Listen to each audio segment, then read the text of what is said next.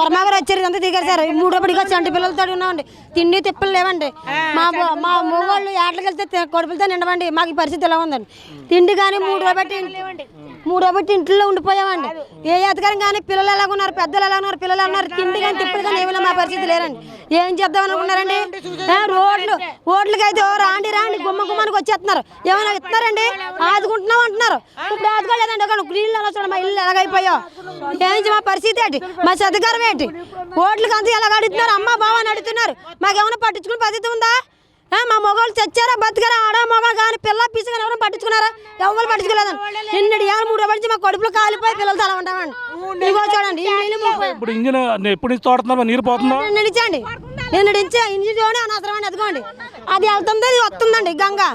ఆ గంగ గంగ రోడ్లో ఉన్నామండి. మాకు ఆధారం తప్ప రెండోది ఏది లేదండి. మాకు దయ్యం అది చెప్పమ్మా. ఎటువంటి ఇబ్బందులు పడుతున్నారు. నీరు ఇబ్బంది పడుతున్నామండి.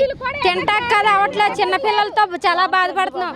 తింటాకట్లో బయటికి వెళ్ళి ఏం తెచ్చుకుంటా కావట్లేదు. డబ్బులు లేకుండా పరిస్థితి చాలా ఇబ్బంది పడిపోతున్నాం. రాత్రుల్లో చిన్నపిల్లలతో గుడ్లు పెట్టుకున్నావు. ఎక్కడ పాములు వచ్చేస్తాయి, ఎక్కడ ఏమైపోతాం భయం వేసేస్తుంది.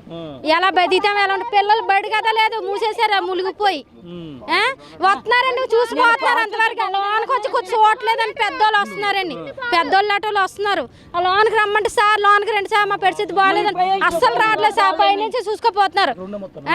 మా పరిస్థితులు ఎలా ఉన్నారు చూడాలి కదా సార్. ఆ రోజు ఓట్లు వేసి గెలిపించేసాం. అప్పుడు పెట్టించుకోవాలి కదా సార్. పెవలకాయానికి నమస్కారం చేస్తున్నాం. మమ్మల్ని అర్థం చేసుకొని మా పరిస్థితి అర్థం చేసుకుని రమ్మని చూడమని కోరుకుంటున్నాం సార్. అంటే సముద్రం ఆయన వచ్చారు. త్వరలో దీనికి సముద్రం ఒక గోడ నిర్మిస్తాను పవన్ కళ్యాణ్ గారు అంటున్నారు. అంటే ఇప్పుడు ఎందుకు ఎక్కువైపోతుంది